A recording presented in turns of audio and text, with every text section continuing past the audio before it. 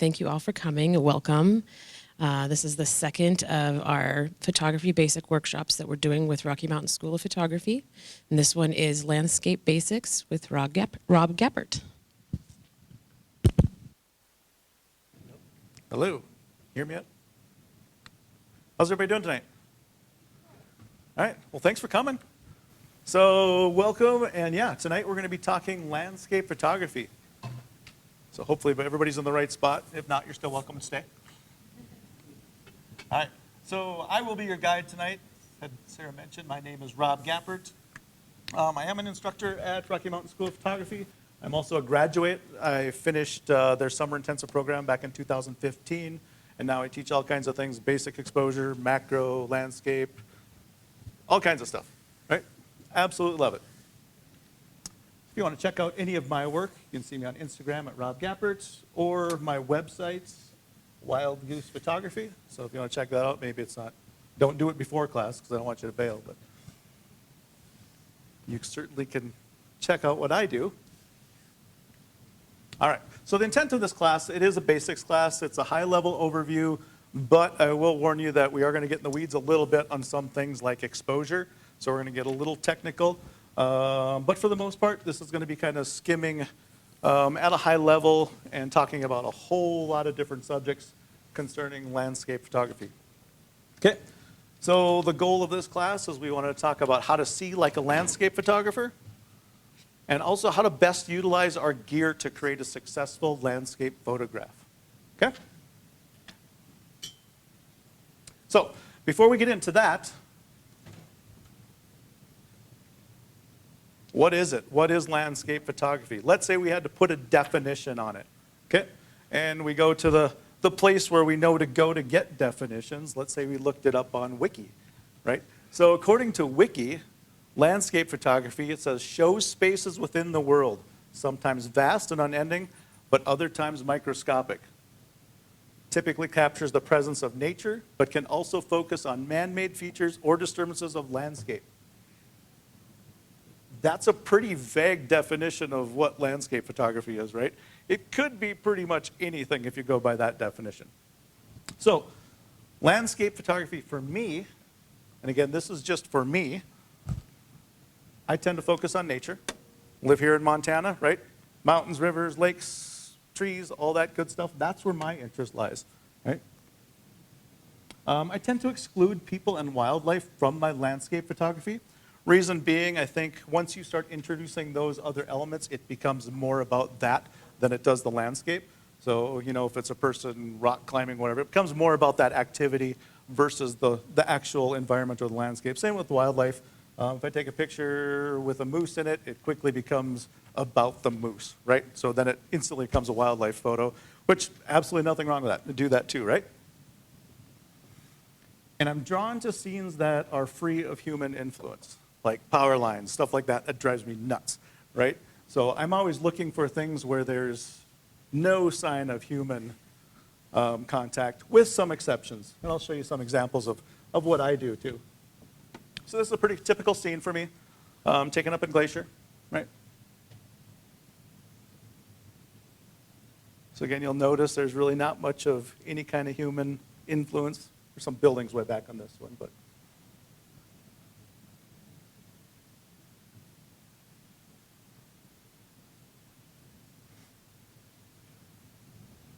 So here's where I strayed a little bit, right?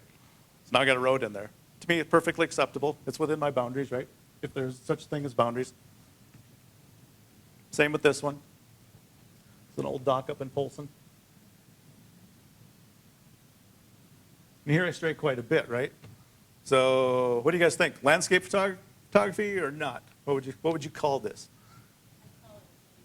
Cityscape, which to me I still kind of lump into landscape. So, and I wouldn't call it architectural because it's not really about the bridge itself. It's kind of about the entire scene. So I do a lot of this kind of photography too, and I still lump it together with my landscape just because I can, right? Because we are the artists, right? We get to decide what we want to do. And if we need to label it, so be it, right? All right, so why? Why do we do landscape photography? You know, there has to be a reason, right? Who's currently doing landscape stuff now? Anybody? Wow. Yeah, kind of? Well, I think it's different for all of us. You know, if it's just conservation awareness, if it's just getting closer to nature, recalling a moment or a memory, right? Or sharing our experiences with others. Or some of us are just compelled to do it. I am completely drawn to this art. I can't imagine not doing it. I don't know if I can really give a reason why besides I'm compelled, right? So landscape photography is a supreme test of the photographer and often the supreme disappointment. It's encouraging, right? Who do you think said that? No, I wish. I do have some of my quotes in here. Who do we think of when we think about landscape photography? Ansel Adams, right? So this is what we consider a master of landscape photography, and he still says, or said, that it was challenging, right? All right, so a little advice, especially if you're just getting into this. Don't make it all about the finished product. Don't think about it as that finish. You have to get a keeper photograph every single time you go out, right? It should be about the connection to the landscape. It should be about that moment. It should be just about getting out there, right? To me, that's what it's all about. 12 significant photographs in any 1 year is a good crop. Who said this? No, not me this time. Still Ansel Adams. Or to me, he looks like Sean Connery in this picture. But yeah, so he said, you know, you shouldn't be expecting to go out, and get a fantastic photograph every time you go out. Doesn't mean you can't take them, but just don't have really high expectations because there's some disappointment involved. So 12 significant photographs in any 1 year. It's kind of hard to imagine, actually. All right. So with that said, don't be afraid to take a bunch of photographs. You know, if you make a connection with a scene, absolutely take the photo. Right? Point the camera at things that interest you. All right. So here's another question. What makes for a good or successful landscape photograph? It's kind of a loaded question. There's a lot of stuff out there, right? Especially if you're on Instagram, whatever. There's lots and lots of landscape photography, good and bad, right? Well, let me ask you this question first. Just because it's a beautiful landscape, does that make for a beautiful landscape photograph? Not necessarily, right? We can go up to Glacier, we're nice and close, right? And we can literally step out of our vehicle and point our camera in several directions, and we're probably going to get a decent photograph because it's a gorgeous spot, right? Now, I literally took this photo right where the sign told me to take it. There's like a camera that says, take the picture right here. And I did. And I got a nice blue sky, I got snow-capped mountains, I even got a boat in there, right? So pretty cool, right? But would you consider this a good landscape photograph? You won't hurt my feelings, you can say no. Right? There's a lot wrong with it. So I like something like this a little bit better. This took more patience, this took persistence, this took 2 days of sitting in the rain waiting for something to happen, right? But there's a lot that went into this photo, and we're going to talk a little bit more about this one later on. Okay? So photography is an art, and I think we tend to forget that because it is so technical, or it can be technical. It's so gear-driven, right? There's all kinds of different cameras out there, lenses, everything, right? But like with any art, there's both a creative side and there's a technical side. All right, technical knowledge is creative freedom. Who said this? No, this time it's me. Right? Even says right there. So technical knowledge is creative freedom. And what I mean by that is once we figure out our cameras, once we figure out the gear that we're using, then we can go out there and really have that freedom to get the image we want to. We're not fumbling around with our cameras. We're not missing a moment, right? We're not missing that sunset or whatever, because we're not fiddling around with our cameras. So technical knowledge is that power to get that freedom. All right. So back to that question about what makes for a successful photograph. Well, there are certain things that we can do to make our photographs better or more successful. Everybody agree with that? Just check and make sure everybody's with me. Good? All right. All right, so from the creative side, or seeing like a landscape photographer, which is one of our goals for this class, right? We have composition, okay? And we also have light and location. And I lump those in on the creative side of things because there's a lot in going into the planning for light and location, along with the composition. From the technical side of things, or how to best use our gear, which is one of the other things was our goals for this class, we have things like exposure, right? Very technical process when we're talking about our gear, right? We have focus, right? Sharpness, which is a little bit different than focus, right? All right, so we're going to start off with seeing like a landscape photographer, and we're going to start with composition, okay?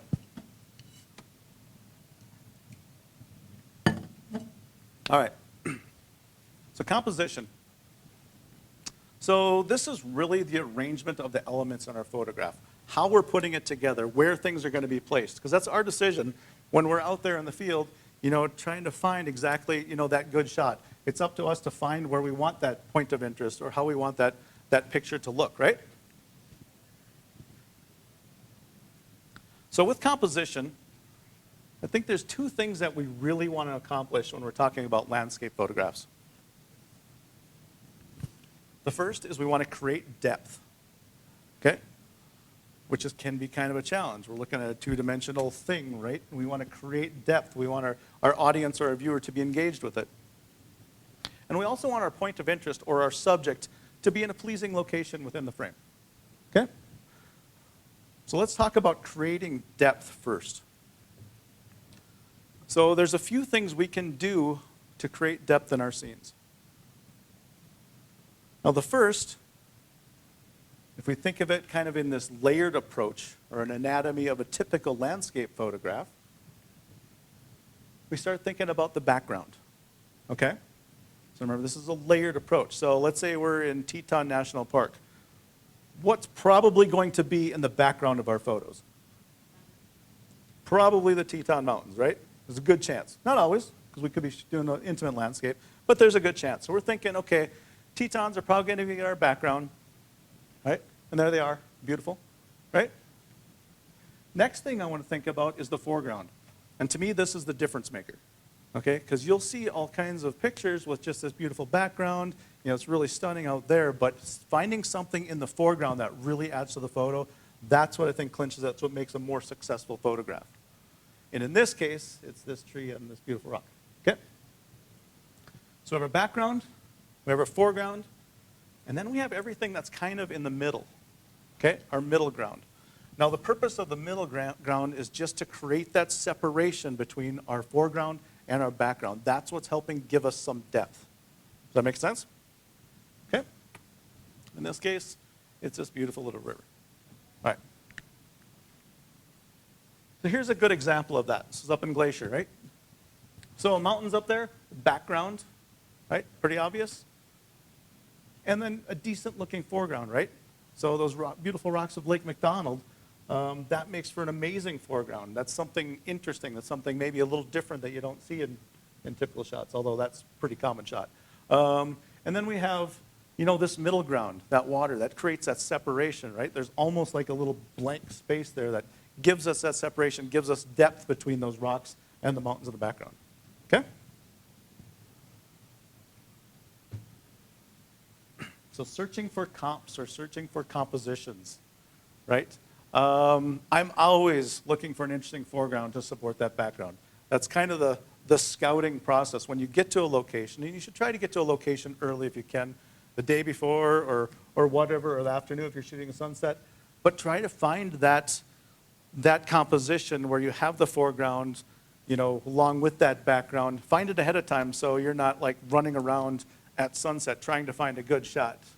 And unfortunately, I find myself doing that way too often. But ideally, you want to get to that location early so you know where you're gonna be photographing. All right, so in addition to this layered approach, where the background, foreground, and middle ground, we can also change our camera's orientation. So what I mean by that is simply vertical or horizontal, okay? Calling it landscape photography, but that doesn't mean we have to be shooting horizontal all the time, right? In fact, we will get way more depth if we're shooting our camera in vertical orientation, so up and down like that, right? So why would I get more depth that way?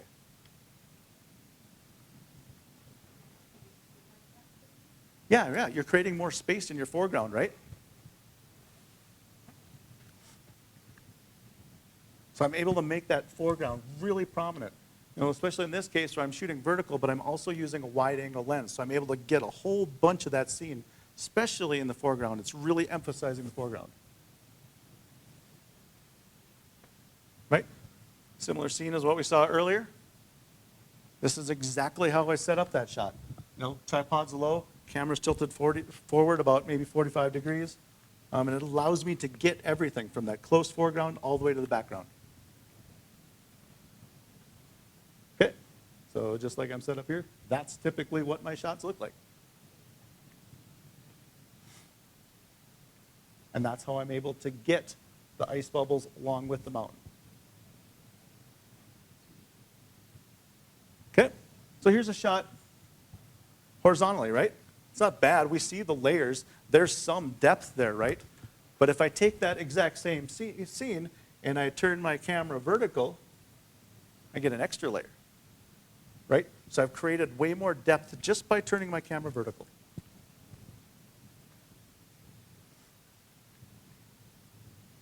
So it's definitely easier to create that depth with my camera oriented vertically, especially with a wide angle lens. But that doesn't mean we can't do it if we're shooting horizontally, or even with a telephoto lens. Telephoto lens, you know, we're bringing things in real close. It's condensing the scene. But we're still able to, if we do it right, we're still able to create some depth. Okay? So here's a horizontal or landscape where I've just pitched the camera down a little bit. So I'm still getting a lot of foreground. I'm still creating a lot of depth. I'm just pushing my background way to the top of the frame, right?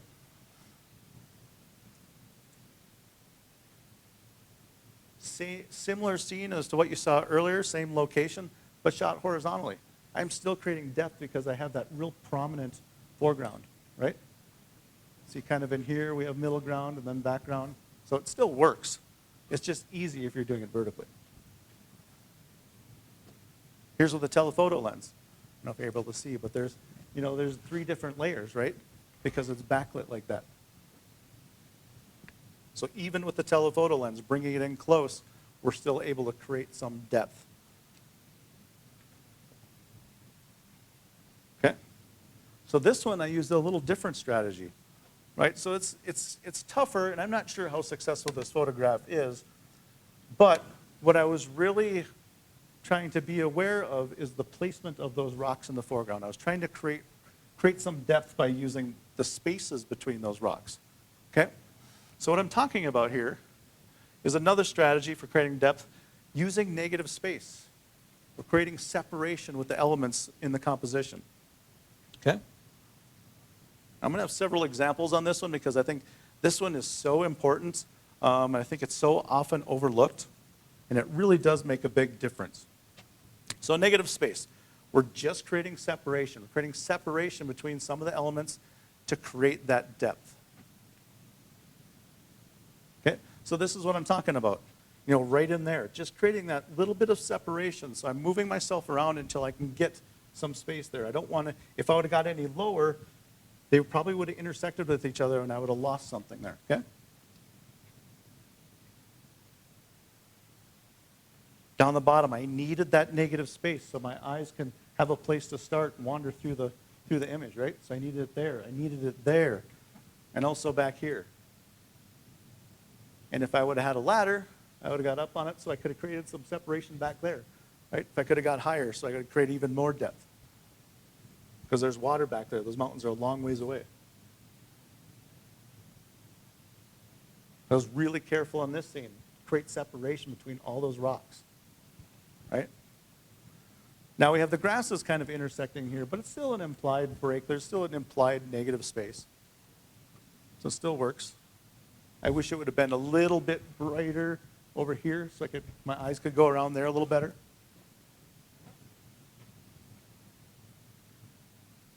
Just creating the separation so my eyes can go through the entire frame.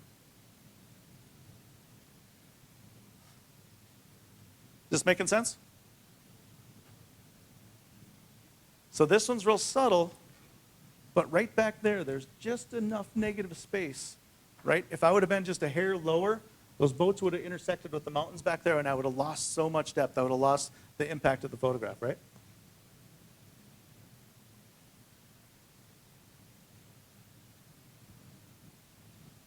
Where's the problem with this one? What would I change if I could? The shadows, yeah, that kind of, well, now it bothers me.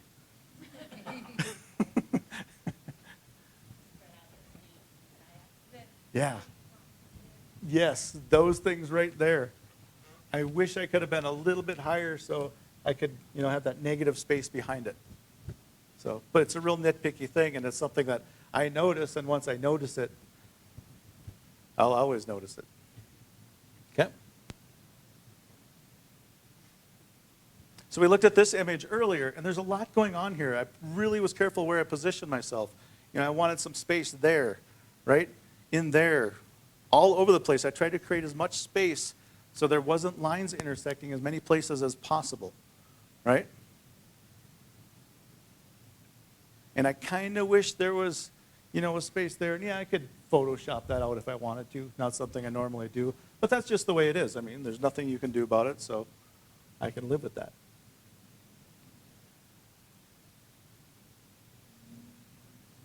So, for negative space, change your perspective. Stray from the normal eye level view. Get low. Work the scene, right?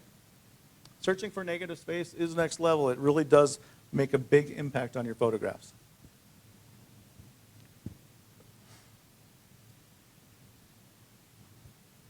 All right, so you can also use leading lines to create depth in our photos, right? So leading lines, they're just lines that draw the viewer deeper in. And I'm going to show you some very obvious examples, right? We have this massive S-curve. Takes us right from the corner in the beginning all the way back into the frame, right?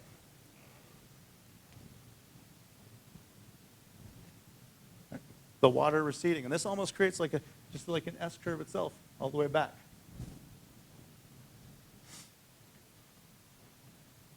Pretty obvious here, right? You can't help but follow those lines to the background. This one's kind of fun because your eyes just kind of can almost follow this line all the way to the back.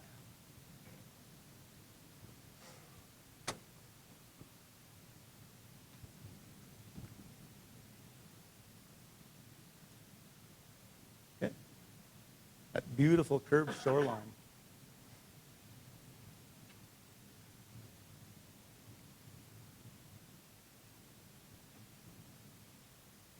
All right, so the methods we talked about for creating depth, we talked about this layered approach where we have the foreground, middle ground, background, the camera orientation, right? If we go vertical or horizontal. We touched a little bit on lens focal length.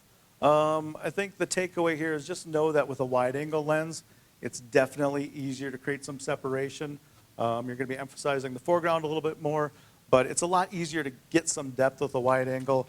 Versus a telephoto where you're kind of condensing the scene a little bit. But it's still possible. And I typically, for my lenses, I'm typically using a wide angle lens and I'm using a telephoto. I really don't use much in between. And the main reason there is just because it's different from what our eyes normally see. So those are my preferred focal lengths. So when I'm driving around, if I'm going to a location, I always have my telephoto lens on in case I need to stop and take a photo of something far off where that wide angle lens requires a little more planning, trying to find that foreground. So the telephoto is typically on my camera when I'm out and about. And we also talked about negative space, right? Creating separation between the elements in our photo or in our composition. And leading lines. Any questions on that stuff? Good? Yes? You seem like you take for the foreground about 20 to 30% of the frame. Mm-hmm. Yeah, in the foreground, for me, it's as much as possible. Yep, I really like to have that prominent. With that wide angle lens, it really emphasizes, what's in the foreground. It makes it look way bigger. But in turn, it also de-emphasizes the background as well. So those mountains get a little small in the background, right? Anything else? All right. So we talked about wanting to accomplish two things. We talked about creating depth, which we just did, and our point of interest in a pleasing location, or having, moving that subject, we'll call it a subject, where we want it to, so it's in an eye-pleasing spot in the frame. So let's talk about that next. So compositionally, there are definitely lots of techniques. There's lots of ideas out there on placement of the subject. Just know that these are not rules. In fact, I'm only going to go through one in detail here because it's such a common one, and you guys probably already all heard of it. And that's, just as I say, there are no rules in composition. The first one is the rule of thirds, right? But this is just a way of emphasizing the subject, okay? I don't get too into all these different techniques, even though they kind of naturally happen. But rule of thirds is definitely a great place to start if you're just getting into this.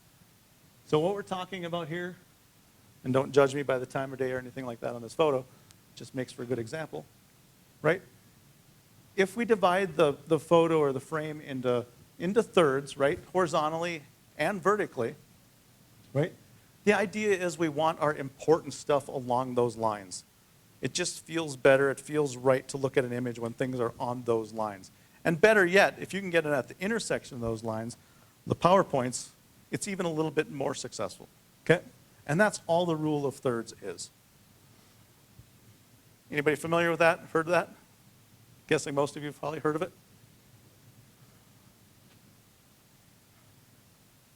All right, so rule of thirds, it really does come naturally with time, and I think if you go through a lot of your past photographs, you'll see it, that you just kind of did it.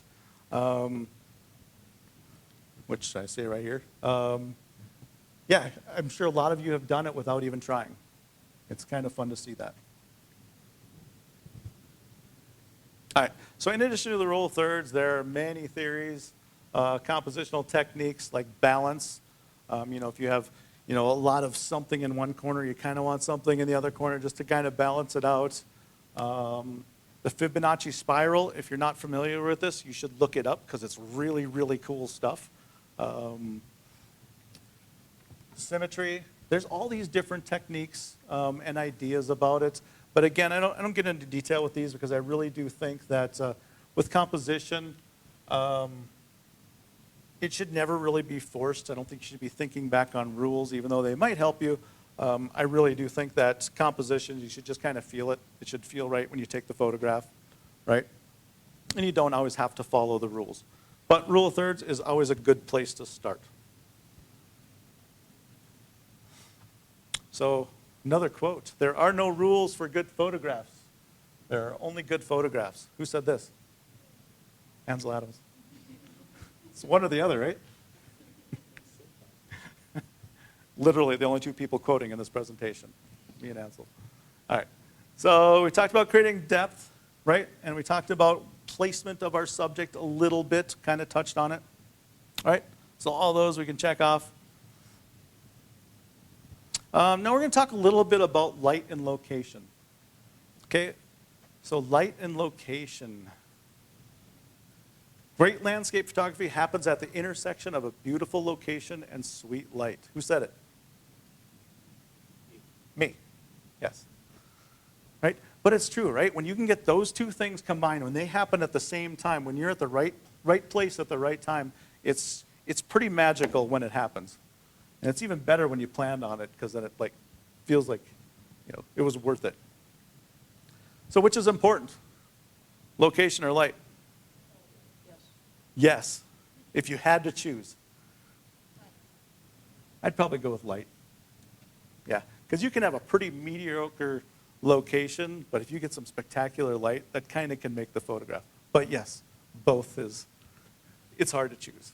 Like I said, when you get them happening at the same time, it's just, and this was over in the Rocky Mountain front. I was there to photograph the mountains and nothing was happening, and then I turned around and this whole scene was happening. And the location, I mean, it's cool, but man, that light and those clouds, hitting the rain, it's like, oh, it was spectacular. All right. So typically, when's the best time of day to shoot landscape photography? Yep. Golden hour, brown sunset, sunrise, right? Everybody agree with that? So which is better, sunset or sunrise? Yeah, it definitely could depend on the location. Yep, and the angle. Generally, I'll lean towards sunrise. Do you know why?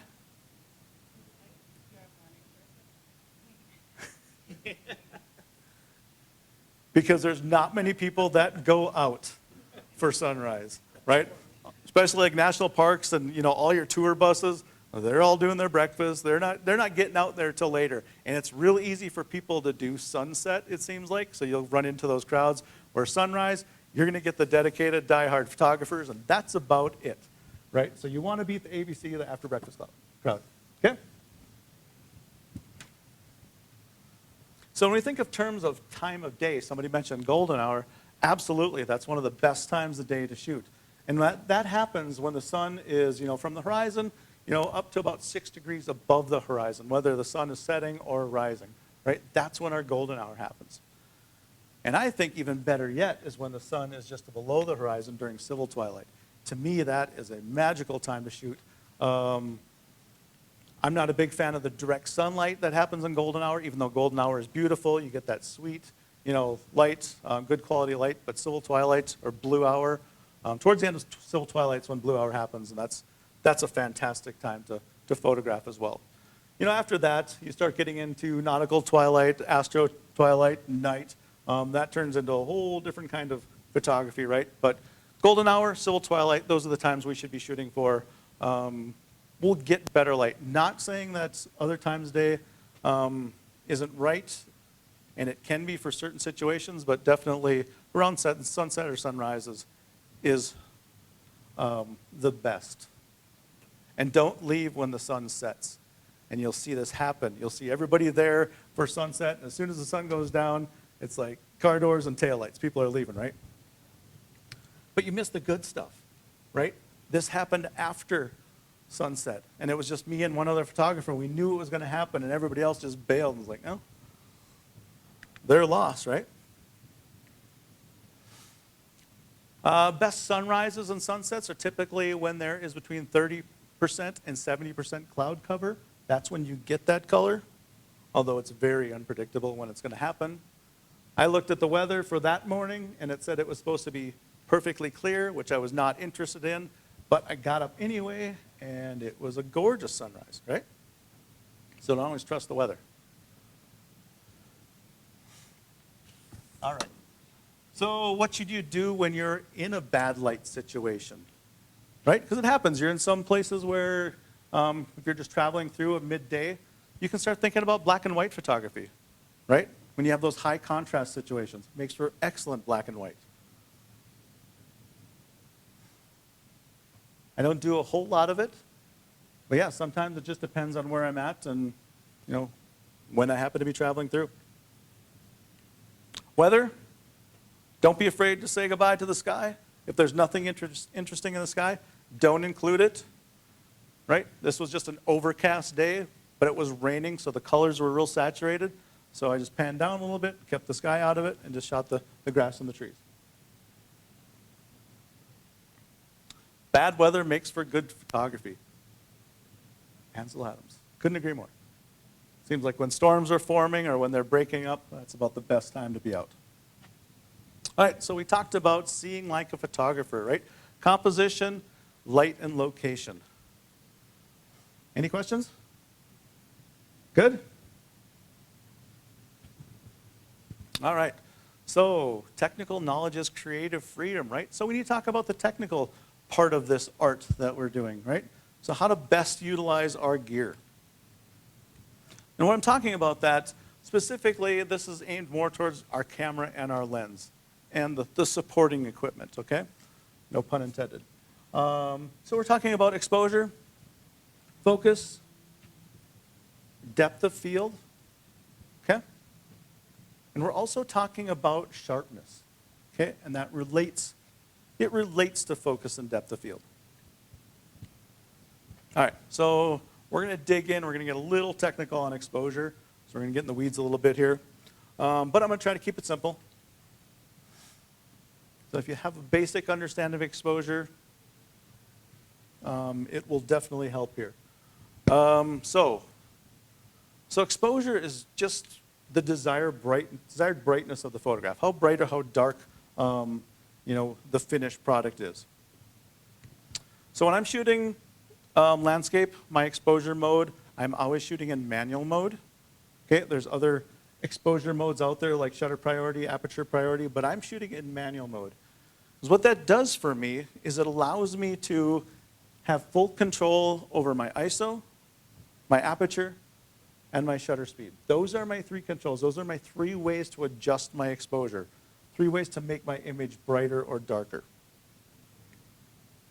Okay, so again, we're going to try to keep this simple. So ISO. With ISO, I'm always keeping it the lowest I possibly can. Now the reason I'm doing that is because I don't want to introduce any digital noise. So that's the nasty side effect of ISO. When you start cranking it up, you start seeing that digital noise creeping in on the shadows. And us landscape photographers, we're image quality snobs, right? We really want to make sure our images are clean and crisp. So we're always going to try to keep that ISO as low as possible. And depending on the camera, typically the base ISO is 100 or 200. I know there's some Nikons that are 64. But if you don't know it, definitely look up in your manual, easily found. Okay, so I already know where we're setting our ISO to. And the next thing we know is our aperture. We know what we're going to set our aperture to, or at least have a pretty good idea, right? We're going to set our aperture to one of our smaller apertures. We're thinking f11, 16, 22. Why would we do that? Yeah, depth of field, right? Yeah, those are the apertures that are going to give us more depth of field, meaning more of the scene is going to be in focus. So all that's left is our shutter speed. So we already know what we're setting our ISO to. We have a pretty good idea what we're setting our aperture to. And all we have left is our shutter speed. And what we're doing with our shutter speed is we're simply setting our shutter speed to get the proper exposure, getting it right. Okay? And we'll talk more about that. All right. So just a note, the only time I will ever increase my ISO is when I need a faster shutter speed. That's the only time I'm increasing my ISO. This is an example of why I would want a faster shutter speed. Because all those pretty little flowers in the front, just a little bit of wind, they're going to be wiggling. So I don't dare use a slower shutter speed because that motion will show up. Okay, so metering. So we know what all three of our controls are, so we really need to know how we're going to set that shutter speed so we can get the proper exposure. And that's where our camera's meter comes in.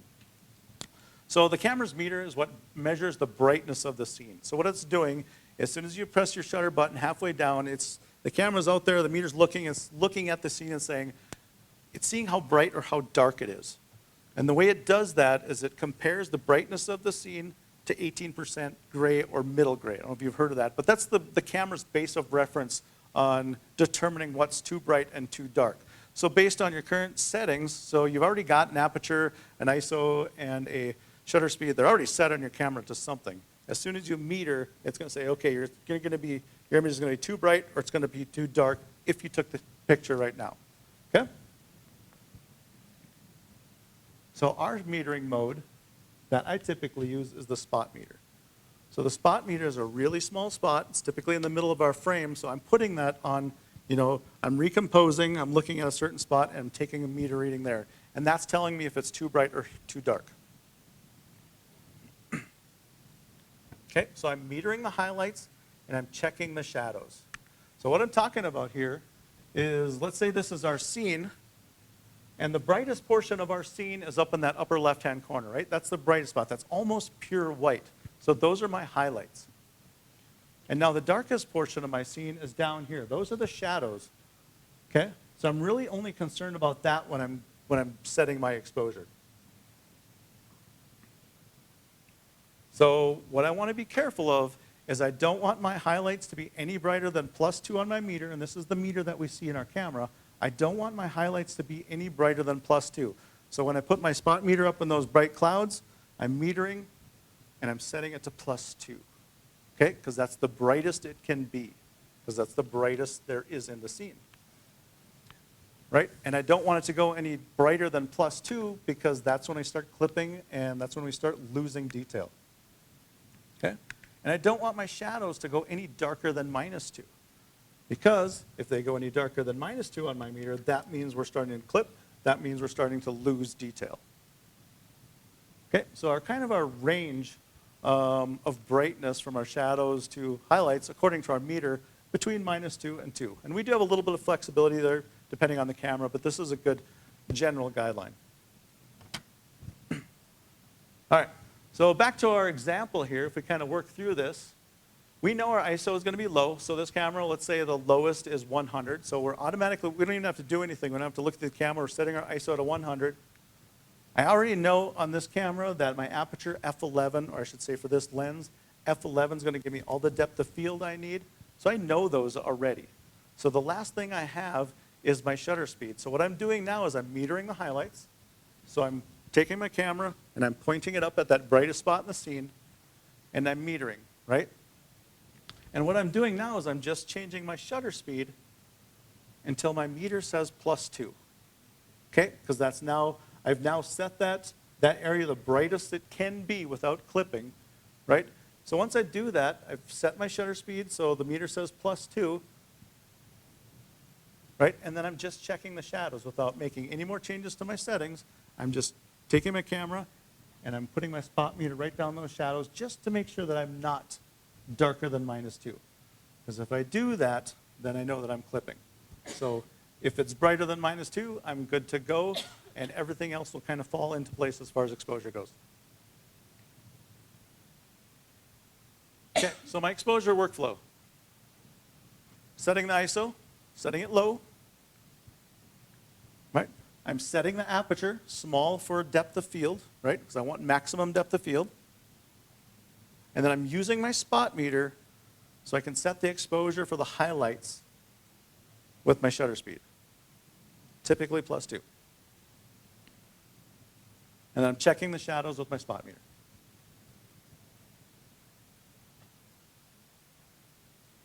And again, the only time I'm ever increasing my ISO is when I need a faster shutter speed. Any questions? And I know that was a lot. Does it make sense, kinda? Yeah. When you measure the shadows and highlights, and the shadows come out with a different number, how do I correct that at that point? Yeah, that's a good question. So let's say we set the exposure for +2 on those highlights, and now we went and checked the shadows, and let's say they were -3. It was too dark. We have a decision to make at that point. So we can either overexpose, underexpose, or now we're starting getting into what's HDR. Have you heard of that? Where we're taking multiple photographs and combining them like in something like Photoshop or Lightroom. So yeah, you just have to make a decision at that point how you want to handle it. So, yep, the point is now you know that, yeah, your shadows are way too dark. So you might want to take another photograph at a higher exposure so you can bring out the details in those shadows and then combine them later on in Photoshop. Yep, good question. All right, so if you don't have a high contrast scene like we just had where that, that real bright sky, you wouldn't have to use a spot meter. You could just use your multi-segment, which is kind of the default meter on your camera, and just zero out your meter with your shutter speed. So all we're saying there is setting our meter to multi-segment or evaluative or whatever, depending on your camera type, and you're just moving your shutter speed until you get it to 0, right? So this would be an example of one of those scenes. There's no bright sky. Everything's kind of a normal tone in there. There's nothing really stand out. There's not high contrast. So I'm setting my ISO to the lowest like I normally would. My aperture, let's say in this case, f16 is what I need to get everything in focus, right? My meter, I'm using my multi-segment or evaluative or matrix. All the different camera brands call it something else. But essentially what that's doing is it's looking at the entire scene instead of a small spot. And then all I'm doing is zeroing out the meter with my shutter speed, right? And I will get a pretty good exposure. Nice and easy. It just gets a little trickier when you have those split light situations, when you have a really bright sky and a dark foreground, which seems to be pretty common. Pretty common scenario that we have to deal with. Okay? And of course, you should always check your histogram after the fact, before if your camera is capable. But we really want to make sure that on our histogram that we're not clipping our highlights or shadows, and we're just looking at those very edges. So if you have pixels over in that area, up against that wall, that just means you're clipping, so you have to maybe underexpose it a little bit more, or like we just talked about, maybe make that decision on if you want to underexpose, overexpose, but just know to check your histogram to make sure you're not clipping anywhere. Questions? Good? Kinda? All right, so we talked about exposure. What about focusing? Because this is like a whole other animal, right? So on top of exposure, we also have, we have to think about focus. And we talked a little bit about depth of field with our aperture, right? But remember when I said there were no rules in composition? There kind of is a rule when it comes to focus. You want your image in focus, right? There's no getting around it. It has to be in focus. Okay, so landscape photography, the photograph must be in focus, obviously. But to take that a step further, but not only that, it needs to be in focus from front to back. So the foreground all the way to the background, everything needs to be in focus. Okay, the entire frame. So this is what I'm talking about. So those rocks right down in front, real close, those need to be focused and sharp, as well as that background also needs to be in focus and sharp. So there's two factors in play here. The first is our actual focus, whether we're using our autofocus or manual focus, doesn't matter how we're focusing. We're talking about the actual focus, and then we also have our depth of field. Okay? So this is a good example of, you know, do I have a lot of depth of field in this photo? No, right? Because really the only thing that's in focus, it might be hard to see up on the screen, the only thing in focus is that leaf. Everything else falls off, so it's a very shallow depth of field. So a photo like this, yeah, it's kind of cool, but to me this isn't a landscapey type shot. This is more about that leaf, right? It becomes something else. It's almost like a portrait of the leaf. So for landscape, we really want everything in focus. All right, so general rule, an easy way to do this is we can just go ahead and focus a third of the way into the frame. Okay, meaning I can use manual focus, autofocus, something that's about a third of the way into the frame, and that will work as long as we're using those small apertures that we talked about for exposure. When we talk about f11, 16, 22, this will work if we're using those smaller apertures because those apertures will give us enough depth of field. Okay, we're maximizing our depth of field. So remember, we want the entire frame in focus, front to back. And the smaller apertures get us that. Okay? So on this one, I'm probably thinking about focusing somewhere around there because I want those rocks in focus. I also want the mountain in the background, right? So I'm probably putting my autofocus points somewhere around there maybe. Again, this works as long as I'm using an aperture that gives me enough depth of field. Any questions on that? Concerns? Make sense? Still with me? All right. All right. On a related note, we also have this thing called sharpness. Okay?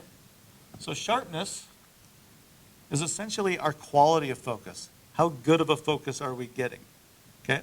And sometimes it's only so good, right?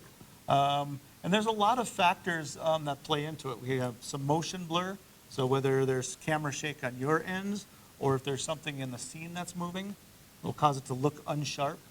The quality of lens can play a big part of this. Don't be too concerned about this if you're just getting started. But you'll find as time goes on and you really get into it, you're starting to zoom in 1,000% on your photos. Like, I don't know if that's sharp or not. But the quality of the lens, cheaper lenses just don't have as good a glass as the more expensive ones. Aperture, I've been talking about f11, 16, and 22. That will give us our maximum depth of field. But when you start getting into apertures like f22, they're not quite as sharp. So you want to try to use f11, 16 if possible, if it gives you enough depth of field. And the higher ISOs, obviously if you start introducing noise, that's going to kind of give the impression that it's not as sharp. Okay. So ways to avoid motion blur, because this is like a common thing. First of all, we should always be using a tripod. Better yet, we can use a tripod with a remote trigger or a timer, so you're not actually touching the camera, because as soon as you push that button, just that little bit of movement, that can cause you to cause a little bit of motion blur or camera shake. Faster shutter speed, right? Especially if you're hand holding. Help you get sharper images. Image stabilization. A lot of lenses and cameras now have image stabilization. It's just a switch. But only do this if you're hand holding. If you're using a tripod, make sure you're turning image stabilization off. Otherwise, it'll have the opposite effect on you, which is not cool. Okay, so as far as tripods go, generally I prefer heavier the better. I mean, after all, the goal is stabilization, right? So a heavier tripod, the better. Okay, something with sturdy legs, less leg segments provide more stability. And all we're talking about with leg segments is just these segments. The fewer the better, the more solid it is, because you can get them with like 5 segments. It starts to get a little wobbly, but still, any tripod is better than no tripod. And avoid using that center column. This one doesn't have it, but a lot of tripods you can raise that center column. You kind of lose stability when you do that. I think this one, yeah, it has a center hook on the bottom, which is kind of cool. So even if it's a lighter tripod, you can hang your camera bag from it. Now it's a nice heavy tripod, and it won't be moving or wiggling in the wind. Tripod head, just get one that makes sure that it stays tight, doesn't travel. I'm sure you've all seen gear camera mounted, and all it just kind of goes like this if the tripod head isn't solid enough. Got to have a good solid connection. I use a ball head tripod. Works really well with the Arca Swiss plate, which is just kind of a quick release plate that really clamps down nice and tight. And I also use an L bracket. And what that does, I think I have a slide here. The L bracket is pretty cool because what it does is it allows you to change the orientation of your camera and still keep it over the top of the tripod, so it's not leaning out. So, and it's made specifically for the camera, so you can just mount it either way, which is pretty cool.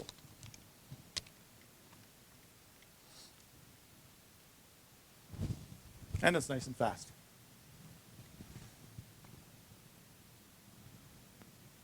So importance. I think I mentioned this, when using a tripod, always turn off your image stabilization. Okay, otherwise it will actually cause camera shake. And using a remote trigger or the timer also works great to eliminate motion blur. Any questions? Yes?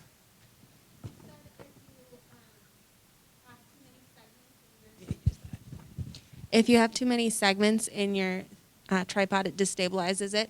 If your tripod is like that and you just don't expand all of it, does that help stabilize it more? That'll help a lot. Yep. Okay. Yep. It's just, some tripods, they'll go at like 5 segments, and that last leg is like just real thin and pretty wobbly. So, yeah, absolutely. Good question. Yep. All right. So a word or two on other useful gear. I do like to keep it simple. I don't like to carry a lot of gear. Any camera and lens will work for landscape. We did talk about wide angle and telephoto are my preference, but any camera and landscape will work. Already mentioned tripod, kind of a must-have when we're talking about landscape photography. But filters, this is one that often comes up. Now filters are just basically glass that you put in front of your lens. Okay? And they do different things. So what I want to mention, though, which is really important about filters, if you're thinking about buying some, quality matters. Okay?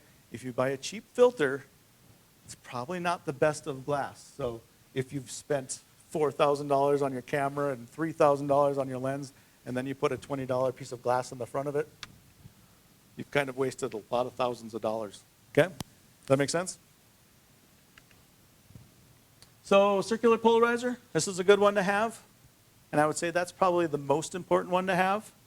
Neutral density and a UV haze. And we'll go through these each real quick here. So circular polarizer.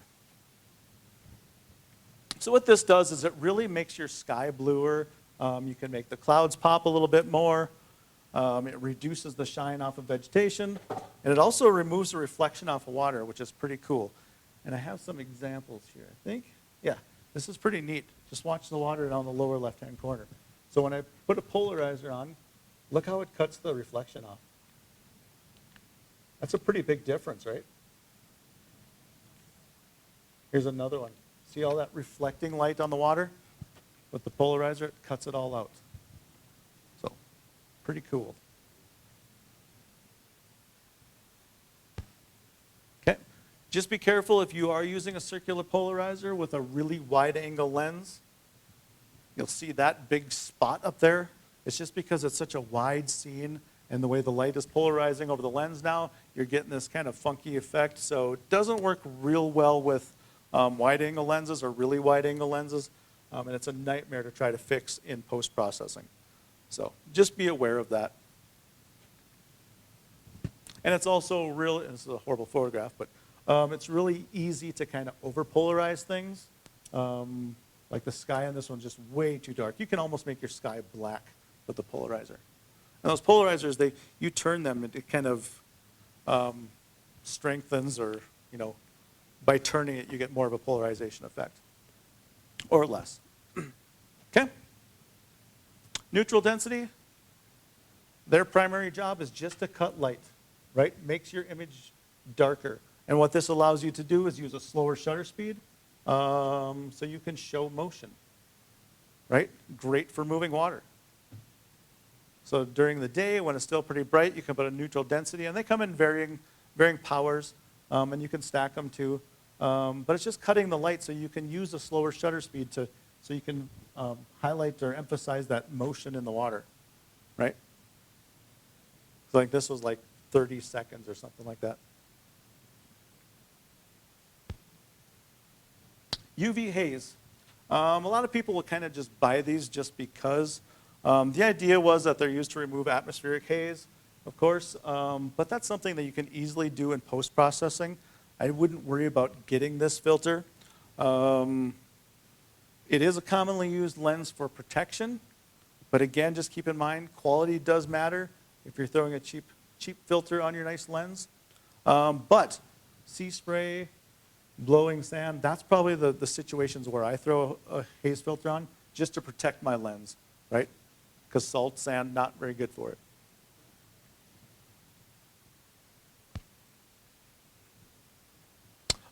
You can buy filters these big square glass ones that you have to get a mount for.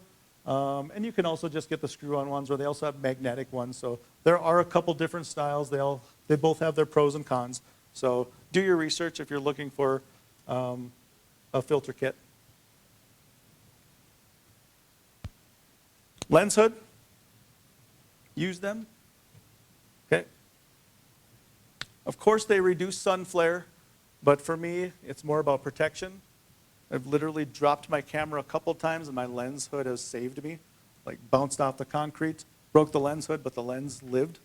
So, and they're a little bit tricky to keep on if you're using lens filters, but I always keep a lens hood on, just mainly for protection.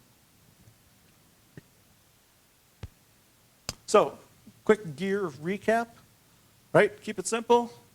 Needs, I would say, obviously you need a camera and a lens. Any will work. A tripod, a timer with a remote or a remote trigger, either works. Wants, everything else. So really to get started, you really just need camera, lens, tripod, And the timer's built in your camera already, so you don't have to worry about buying an extra one of those. Okay? Questions?